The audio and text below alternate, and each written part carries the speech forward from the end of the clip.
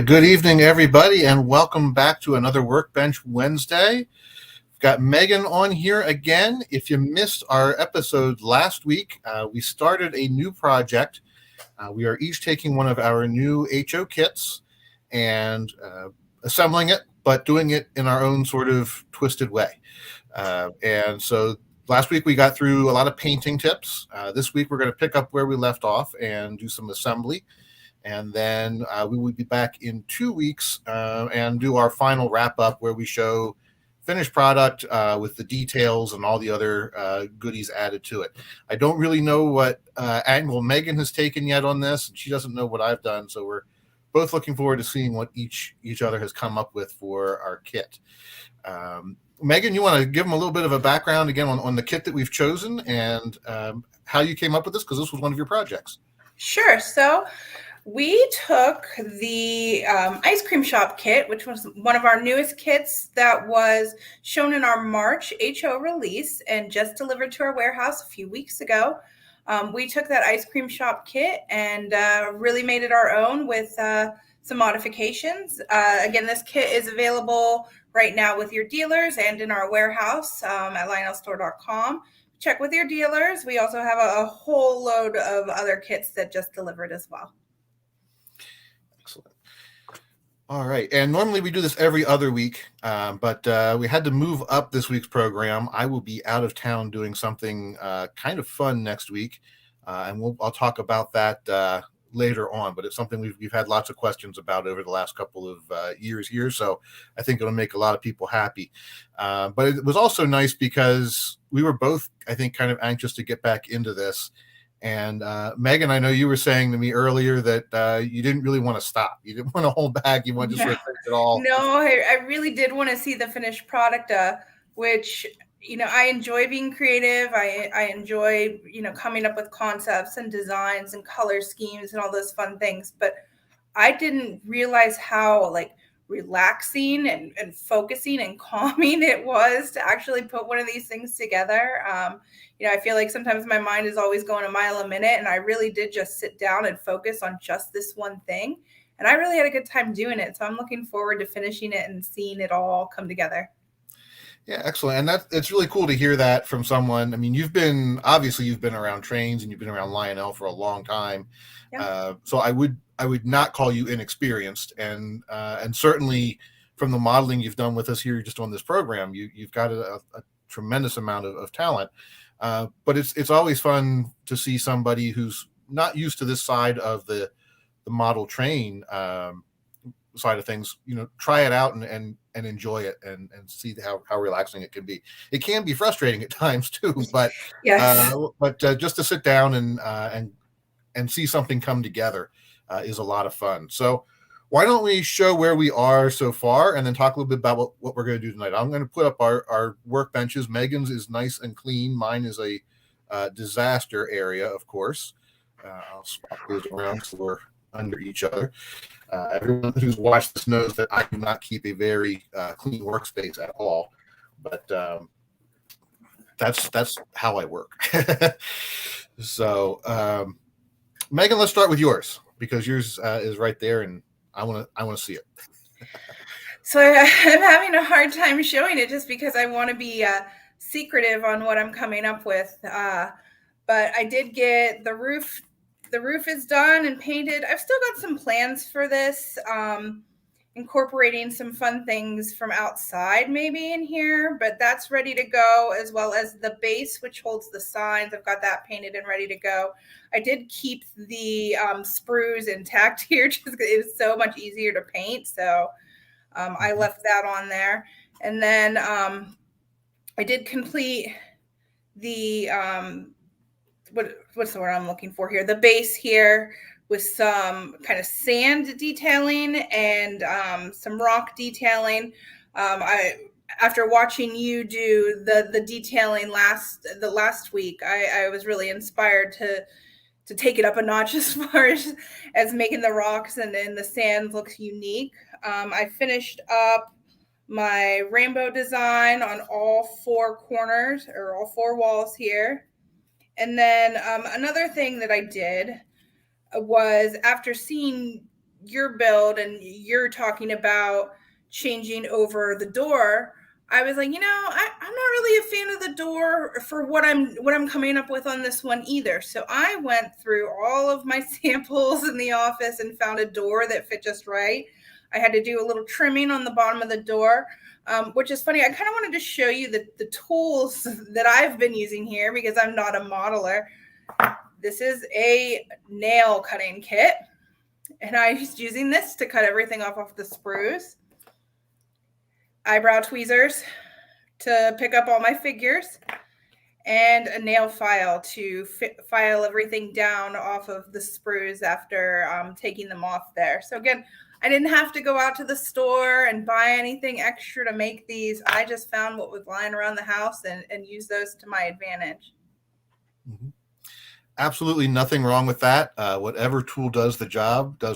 And I have stolen more than a few pairs of tweezers out of the medicine cabinet and razor blades and so forth over the years. You never know when you need something to come in handy. So it's a great tip too, that as you're getting started in this and it feels like you have to buy so much stuff and so many things just to be able to get started, that you really don't. You can start off small and simple and then work your way into something bigger and more elaborate as you go along.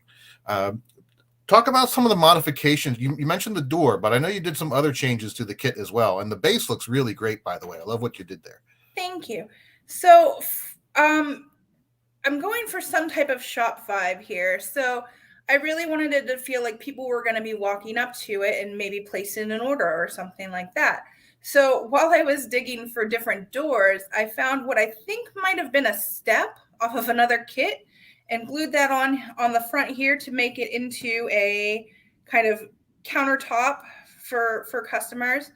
I also took the other window here and cut out everything so that kind of, and I believe this was actually not the window, but the door for the old building. I cut out everything on there so that, again, another walk-up window for customers to come in. And again, pulled these off of other kits and cut things off and glued things on until it looked like what I was going for. Yeah. And if this is truly your first kit and you don't have extra parts lying around, that lunch counter in the front, you could have just as easily probably made that out of a scrap of balsa wood or Amazon box, styrofoam, almost anything. Yep. Yeah. So lots of options there for doing that. For sure. All right. Well, I'll show off mine a little bit here. It's not quite as colorful and elaborate, but let's get into the light. This is where we started last week. We did the painting last week with the two-tone, the masking. You had a lot more masking to do on yours than I did on mine. I kept it fairly simple. Like you, I modified the windows in the kit a little bit, just to actually open up the view inside a little bit more, because we both knew we were going to put an interior in here, I think. So taking some of the mullions out just opened up that view a little bit and helped out a little there. I've also, as you can see, added on some from the scrap box, some wood at the top, and this is going to slope the roof. I'm going to use a different roof. And then inside, let me try this camera. Let's see if this works any better. A very basic interior. That's cool. Just some scraps of things to create the office, and a back wall that you'll see through the windows. We'll put a light in here tonight and add the roof on. I left the back window off completely because there'll be another thing going on back here, so you won't have to worry about that showing through, and gave me one more window for the scrap box later on. So that's all simple and well and good. There's very little in this interior that I went out and bought. There's one little piece. That round table is out of the Lionel furniture kit. The desk is just made from some scraps of styrofoam, as well as then some colored paper for the ink blotter and some paper on the messy desk, just like my workbench. It's not neat and organized. Did the same thing with some filing cabinets and some doors. Just really went online and Googled, interior door and wall clock and calendar and so forth, and then just print it out, cut it out, and tape that on there. It's real easy to do that.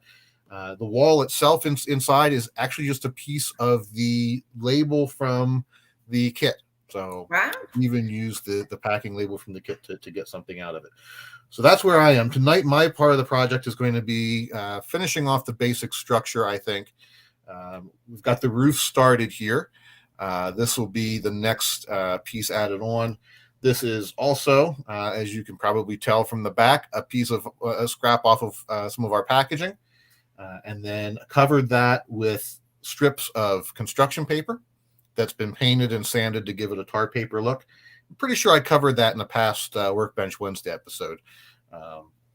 And I've put a few pieces of trim around the bottom of that to help hide edges once this gets glued on. So that'll be my next step here tonight.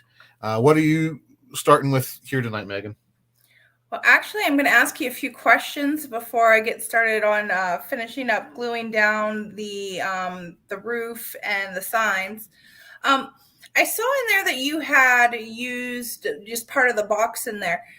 When you're doing signs or you're doing interiors like that, what do you find is a good medium to print on? Do you do cardstock or basic printer paper?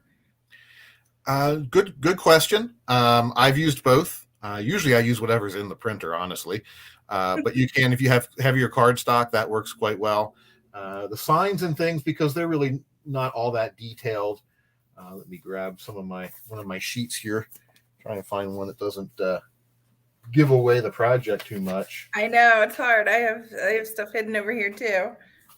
Oh well, you figure it out. So here's a sheet where, and once you clip it, you might as well make a bunch of them, right? So here we have a whole bunch of doors, some Venetian blinds, which came in handy for the windows, filing cabinets. There's some more signage and things down here at the bottom. A couple of minutes online, and you can grab all the photos you want. It doesn't take long to find pictures of doors and windows and things like that nature. So for an interior scene where you're not really going to see a lot of detail anyway, I just print that out on thin paper and glue it in place. If I want the piece to have any sort of thickness or stability to it, like signs that I might put on a fence or things like that, then a heavier cardstock works well. Or if you don't have that, you can always glue it onto a thin piece of cardstock, like what you get in the packaging. Or we've all got boxes in our recycling bin, right? Take an old cereal box and use that as a backing. Lots of ways you can get cheap and easy sign material. So I noticed on your printed sheet that you had all kinds of different sizes. When I was researching signs and sizing them and trying to figure out what was right for HO, I did run into some like online calculators that would automatically help you do the math to size it down into HO scale. Do you find that you use those, or do you just wing it and kind of use your eye as to what might look right? I do, as will probably come as no surprise to you, I do a lot of both of those things. I do a lot of winging it for sure. As you get more used to working in a particular scale, you start to just get an eye for the way things should size up. When I'm doing things online, though, I also, well, it might not be 100% precise. Again, for something like an interior door, I'm not worried about being an exact scale measurement.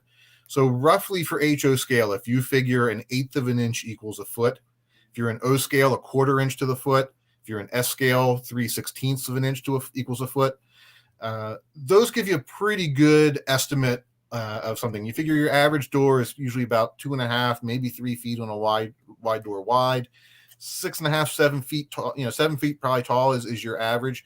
So it's easy enough to gauge. A 7/8 of an inch tall door in HO is going to be about right. Maybe not down to the millimeter, but it's going to be pretty close, and certainly good enough for what you're going to see inside. So that's how I use rough math, and then you can use the little rulers that come on, even like Microsoft Word. You have a ruler or a grid in 1/8 of an inch increments, and that helps you a lot to just sort of gauge where you are in size. So it's not exact, but for what we're doing, it's certainly good enough, and it'll get you in the ballpark. And I also, as you know, as I said, I do print things in different sizes because I never really fully trust myself. So I will take a few guesses, and if it looks kind of close, I might make a few that are a little bit smaller and a few that are a little bit bigger. just so I have something that once I get it on the model, what might actually be closest to right might not look right. And so you can always make some changes and just make what works. Sometimes things that are perfectly to scale are so small you don't even see them. So you want to go a little oversized. And sometimes you have to go undersized because to do it full size doesn't really fit what you're doing, or it overpowers the scene because we've selectively compressed what we're modeling so that it all fits. So it all depends on the particular situation that you're doing.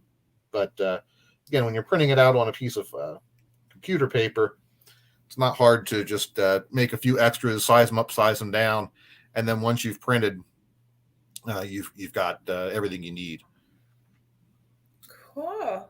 I noticed also too, what I was doing is I was looking at like real life buildings and kind of eyeballing it and saying like, okay, well, if I make this a little bit smaller than the door, then I know that it's going to look kind of like what the picture was.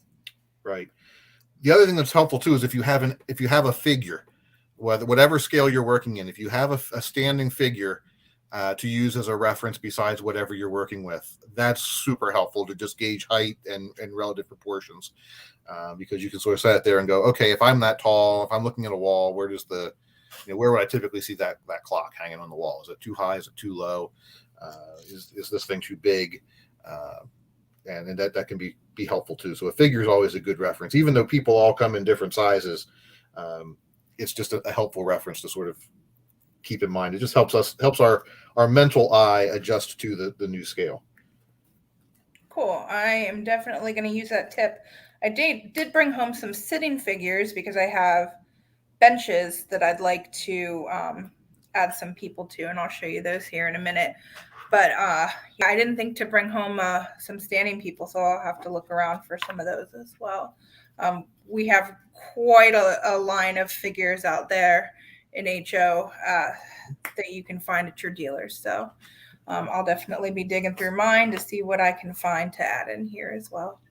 Definitely. And again, what the things that we're doing here for those who are following along, if you're not building something in HO, that's okay. These techniques work in just about every scale. You just have to size it up or size it down to meet your needs. And as Meghan said, her first project, we talked about this last week.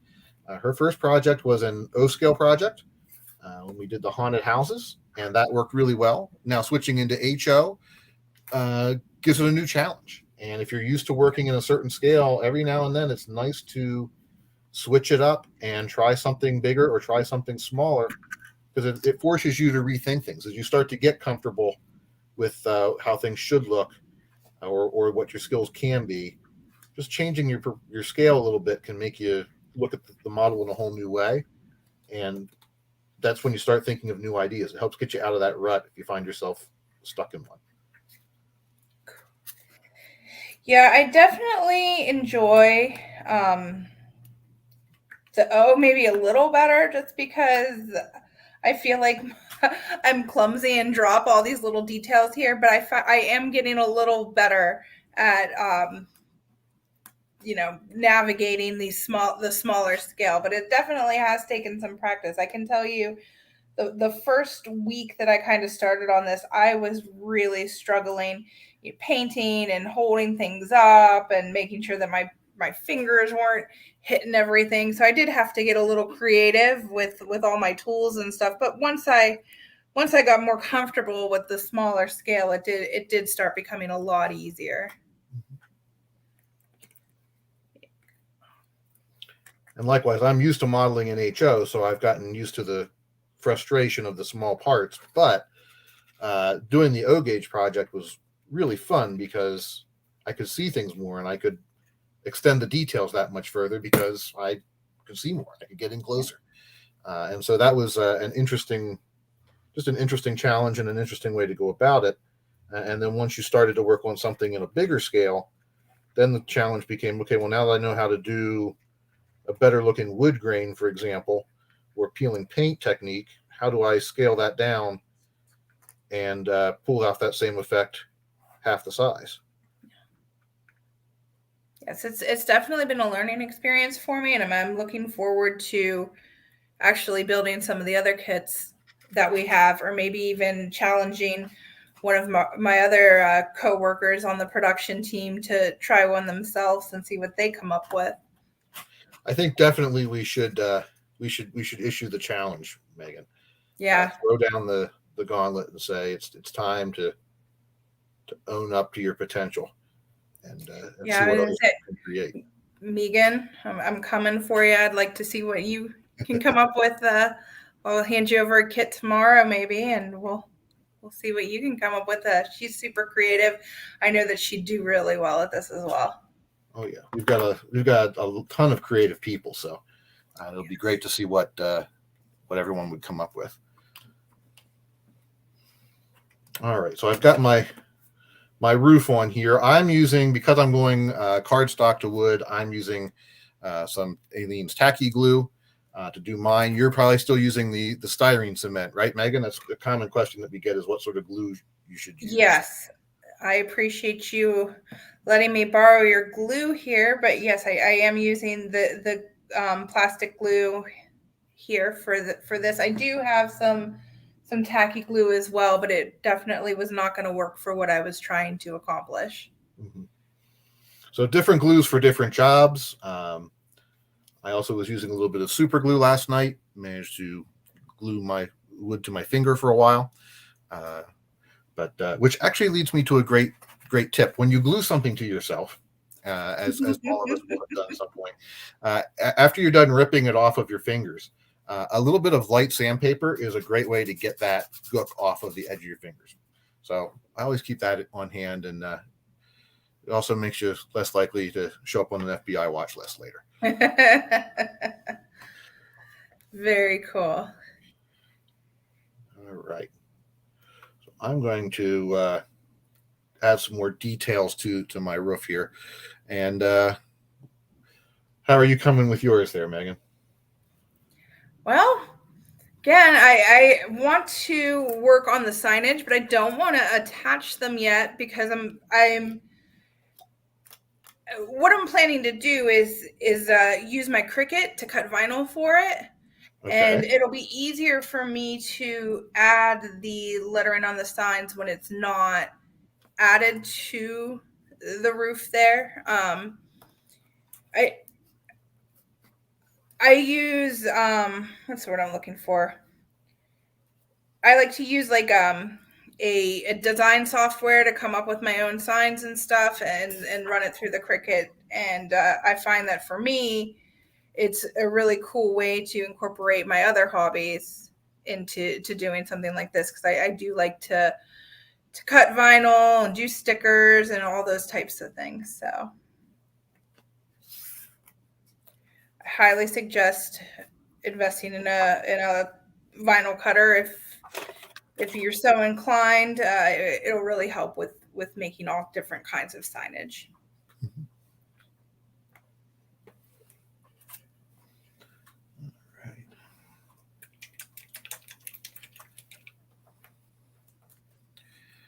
All right. Next detail I'm gonna do here is a very simple one that is often omitted on roofs, and that's just a little vent for bathroom inside. So I'm going to use a small piece of wire here. Out there, just a thin gauge of wire. If I had some with white insulation, I could save the paint in here, but rather than dig around for a while, I've got some red here at my desk, so we're going to use that. And I'm just going to do the easy way and dip that right on in. Get some paint on there.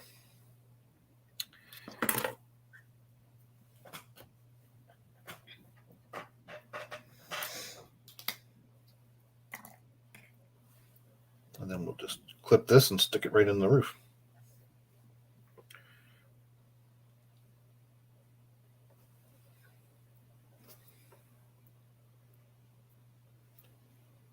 I really like the detailing going on your roof. Now I'm kind of starting to think of ways to even add more to mine.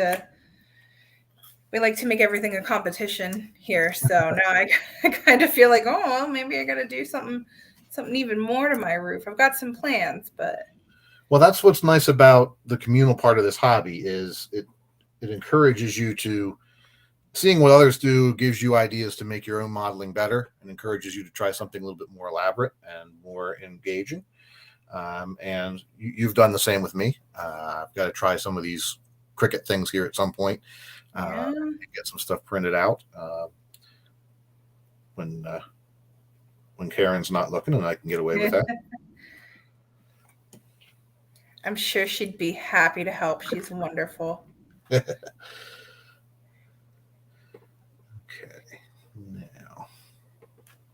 So I've got a little beach theme going on here. So this gentleman here was wearing pants. I had to paint his legs to make it so he's wearing shorts instead. I have another beachy type guy that I plan on having him hang out over here by the building, and just a cool guy hanging out on a bench here that I'll probably glue down and affix to the base once it's finished. Excellent. Excuse me as I look for my black paint hiding behind my computer.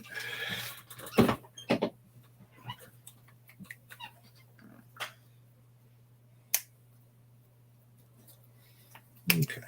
Here's another quick tip when you're doing roofing details like this, and you want to do something to simulate the tar or the sealant used. I'm going to mix a little bit of paint, black paint, and a little bit of white glue.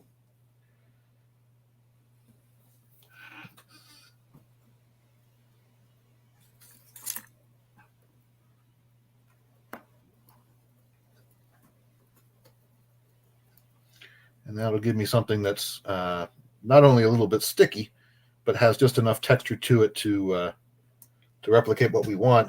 So I'm going to be able to install the piece that I want to install and glue it at the same time in one step here, which is kind of nice. Put a little hole in the roof to get us started.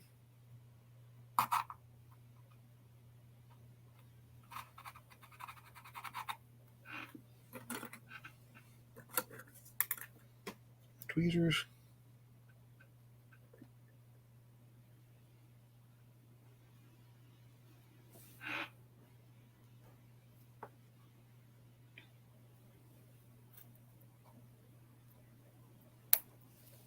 And there it goes.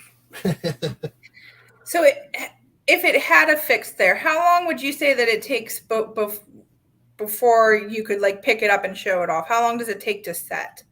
For this, not very long. It's just like white glue. The trick is that is just getting it through that little hole there. Mm-hmm. Of course, I've taken most of the white paint off of my insulation now.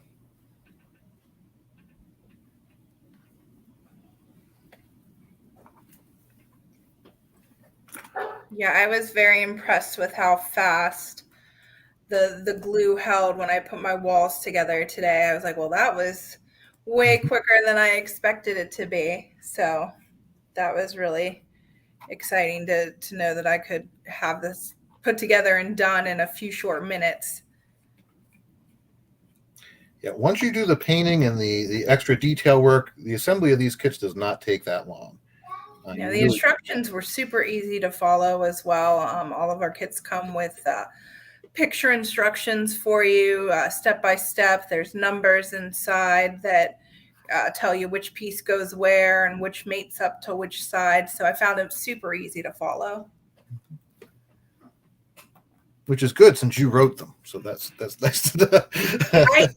I can't take credit for that. That was Steve in our creative department. He really went through all the sprues and steps and got it down for me, because let me tell you, that is not easy to put together a manual like that with a bunch of numbers, and he's just an absolute pro at doing that. He has that eye for it that I just do not have when it comes to putting the instructions together for that. So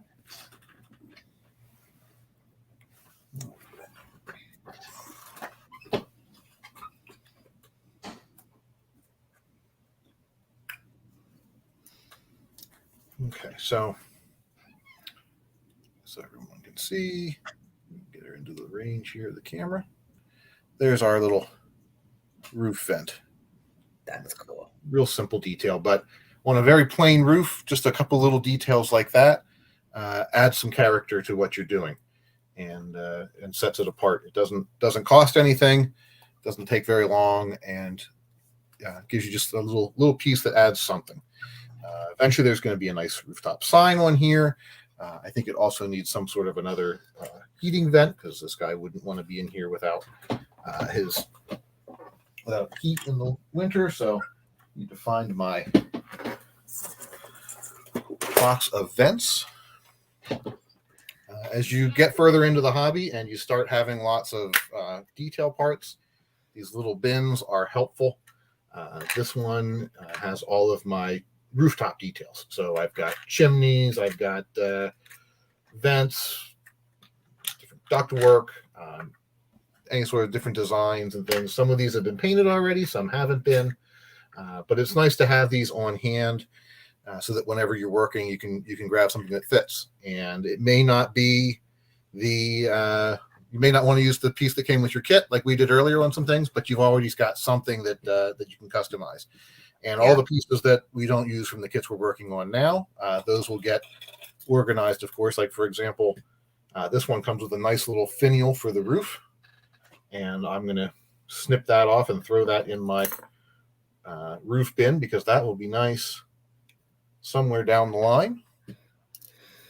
So I guess that really is true, to keep all the pieces that you have and keep them organized and recycle, because you never know what's going to strike you as far as wanting to add some details to the building. It's a very good tip. There's some potential. Nathan asks, will you be doing any O scale in the future? I would say most definitely yes. There will definitely be some more kits in the future I'd love to do, or even some built ups that we could come back and again maybe get some fresh faces on here to do it like we had discussed earlier. Ryan's done a really great job with all these Workbench Wednesdays, doing all different scales and sizes and techniques, and anything that you've seen on a previous episode of Workbench Wednesday is going to teach you something new for modeling. Absolutely. We've done several kit builds already with our O gauge kits in these lines, and certainly there will be more to come. But as I said, I want to emphasize that whatever scale you're working in, there is definitely something here that you can use. These techniques work no matter what size you're building, even if you're working, N and Z scale on up to G gauge. Once you've tried some of these things, you can do it, and you can apply them to other techniques as well. It doesn't have to be buildings. It could be rolling stock. It could be natural elements, vehicles, you name it. These same techniques work all across the board. So the more you try and practice, the better you get, and the more ideas you get, and more things you want to try.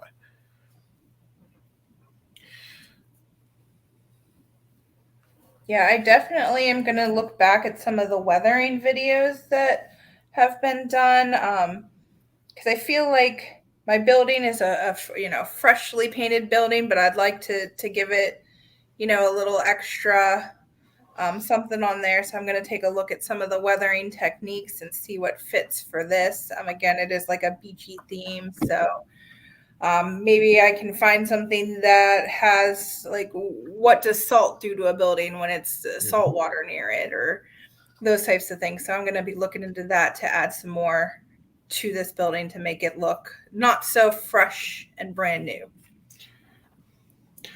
I'm glad you brought that up, Megan, because obviously most of the things I do end up looking not so fresh and brand new. It's just part of the hobby that I enjoy, but it's certainly not a requirement that every building or rail car gets rusted to the point where it looks like it's about to be condemned or scrapped.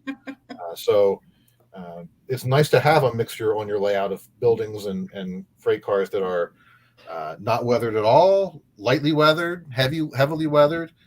It all, when pulled together into a scene, it really does help to blend things and give it some believability and tell a bigger story of your town or your community or whatever you're modeling. Something like your beachy food place would be, something that probably would be kept up, right? So right. Maybe it's not a food place. I don't know. I'm guessing. But those things would be, you would want that to be a little bit more upkept. If you're doing an industrial area, maybe not so much. But still, there's a difference between industrial and used and weathered and old and dilapidated. So you've got lots of range. And it's very easy to overdo the aging effects. Yeah. All right, I'm working on this little chimney right now. As you can see, I've got it in my small holder, which is nothing more than a cork and some sticky tack. Well, it's not going to completely keep my hands out of the muck. It certainly does help a little bit for holding on to things and keeping my fingers away. Where's my little brush? And I'm just starting with, we used, I think it was raw umber or burnt umber to start. And now I'm going to just come in here with a little bit of a darker brown to add some darker rust colors to this. I could have gone silver and metallic. I don't know. I just wanted something that would complement the colors that were already there a little bit and stand out a little bit more.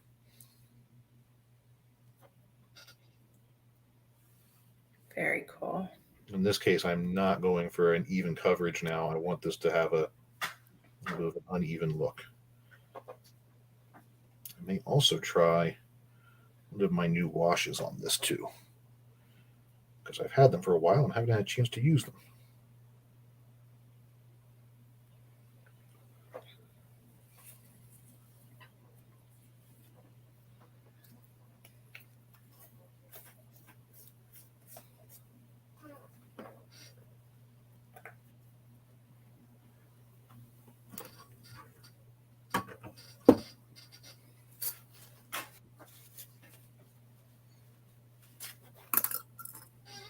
Okay, so I'm going to give this a light wash just to see if I can bring out some of the details. This is very similar to the ink and alcohol wash that I've done before. The one I'm using here is made by Best Products, BEST. If you go to besttrains.com, and this is Vetero Weathering Solutions. It's a really nice alcohol wash. They come in over a dozen colors now, so makes it really easy to shade and add some different looks to your product without having to thin out all your own paints. Just dip a little of that in there. And with a wash, it really is just a matter of applying it and letting the wash find its home.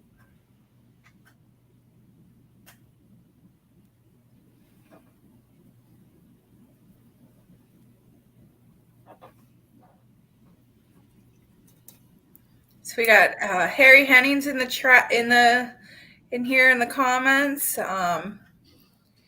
One of definitely the best weathers around out there. Chuck said it looks like mine is either beachy or south of the border. Yeah, I definitely say there's a beach theme going here.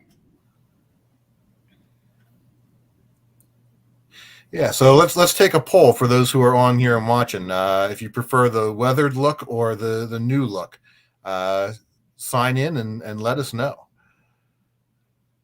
Here's a good one. How about a good old Carolina green mold mildew on the side of the house? Excellent point. In fact, bear with me a second.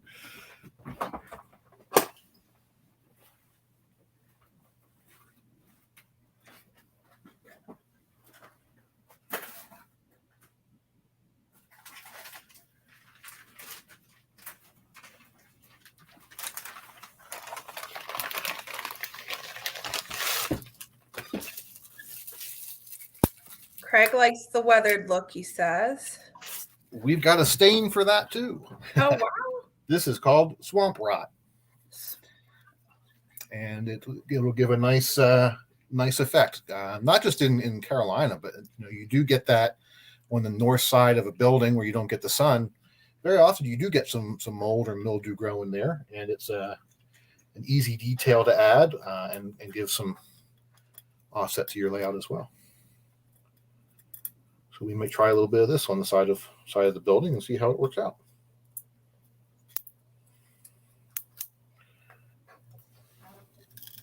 Another vote for weathered here. Another fan.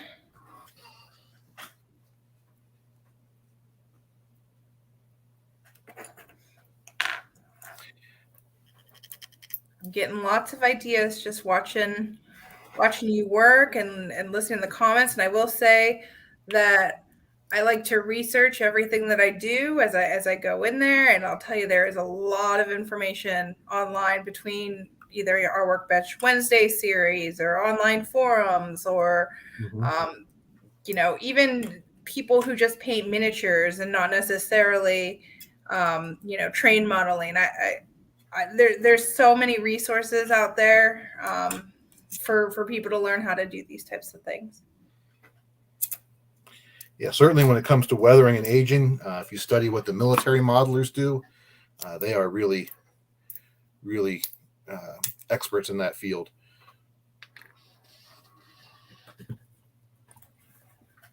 Okay, I'm going to, just because I haven't used this stain before, I'm going to try it on the back of the building. And then if I don't like it, it'll be hidden anyway. But I have a feeling I'm going to like it. I am using right now just a very small brush. I want to try and get this in just a few specific areas. I'm not going to just flood the whole building. Let's get like a little bit dripping down from the corners here, places where you would typically see some leakage or buildup.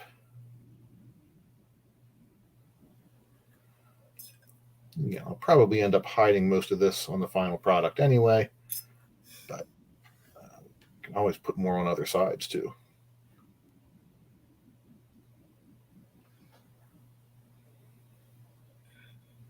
And it's subtle, but it's definitely there, and I can definitely see it, and I like it. And it's easy enough, of course, too, to come back with a second coat later on if it's not dark enough for you.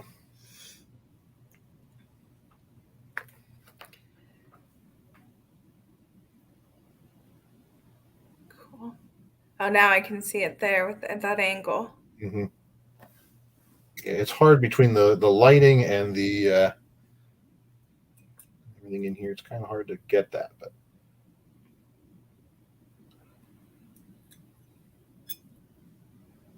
it has a nice sort of greenish. I know you'll never see it here. I'm just going to exaggerate this a little bit so people can see it, or hopefully see a little bit better.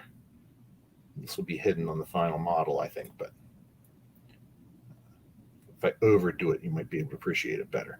And in the right light, yeah, it definitely has that perfect greenish, moldish, muck look to it. Yeah, I'll be using this one a lot.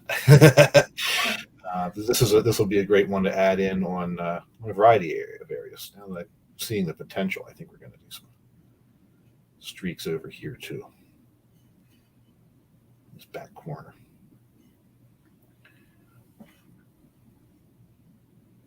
So, case in point, don't be afraid to try new things.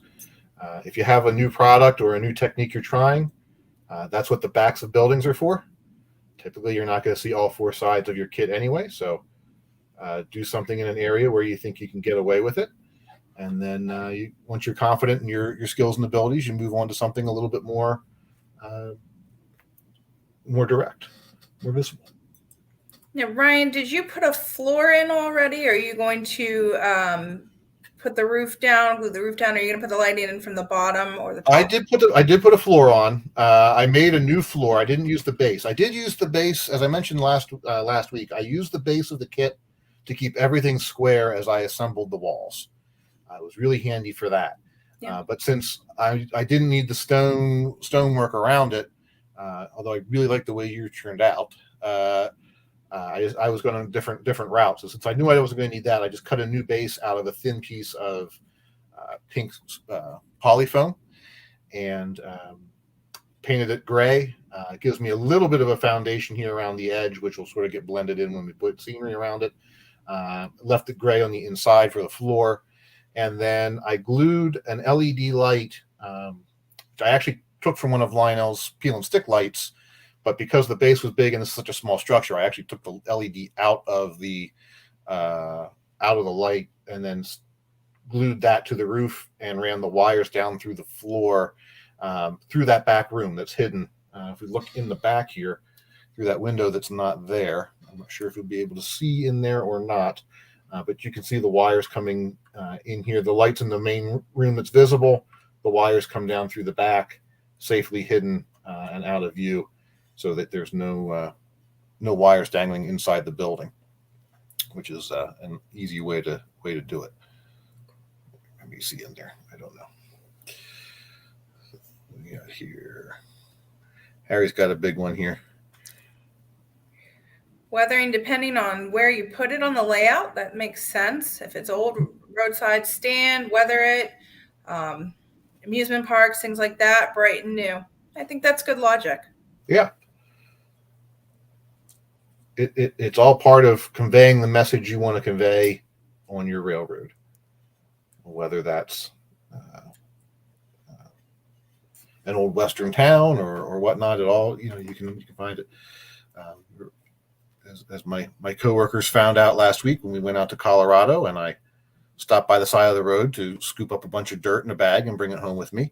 Sometimes you just want the right shade of dirt somewhere. The right dirt, yeah. You just need the right dirt, right shade.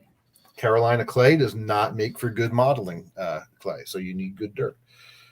Colorado has good dirt. Good dirt. That'll be Colorado's new visiting slogan. Colorado, good dirt. Good dirt. Okay.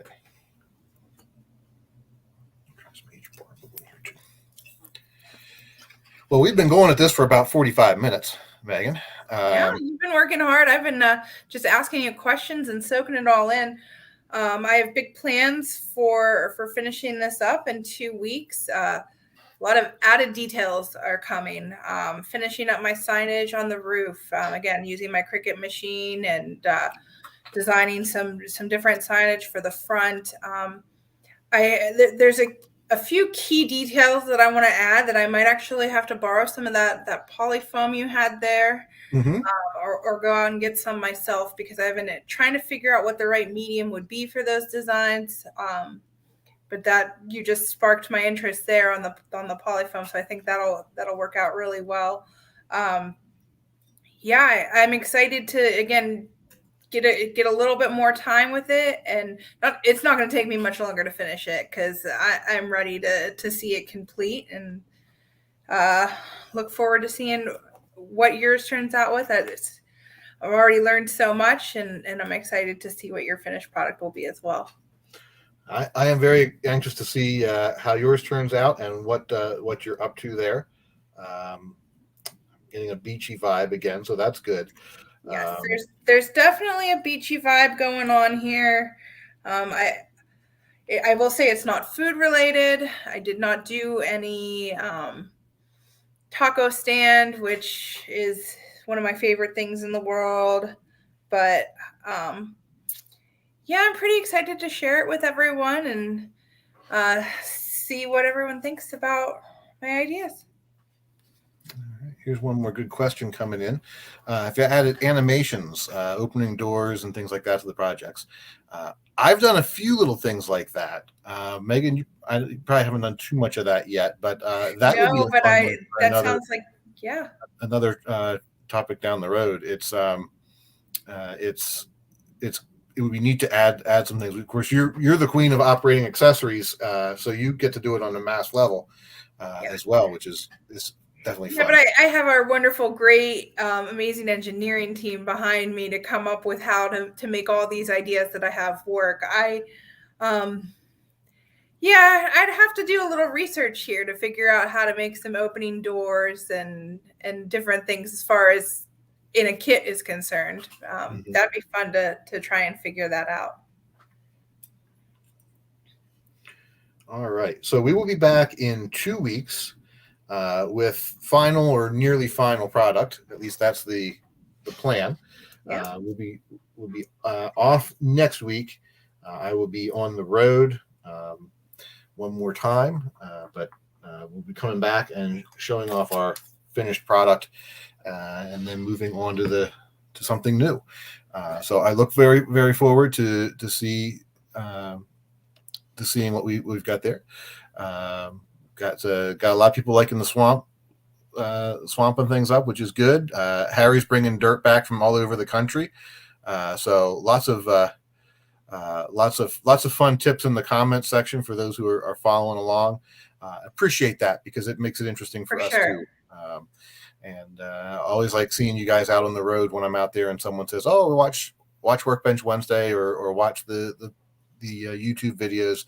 It's nice to know that someone out there is taking this in and getting something out of it, and having maybe as much fun as we are. So in the meantime, everybody go out and get a kit, get a model, do some model building. As Megan found out, it's a great way to relax at the end of the day. Yeah. And, we will be back here in 2 weeks to finish this one up and show off the final results. Megan, any last minute words of wisdom? Oh, I appreciate everyone tuning in and lots of great comments and questions. Really helpful. And again, I learned a lot so far and learned some new things in the comments too. So I'm excited to try those out. All right. Well, thank you, everybody. We will see you in the near future. In the meantime, safe travels and happy modeling. Thanks, everyone.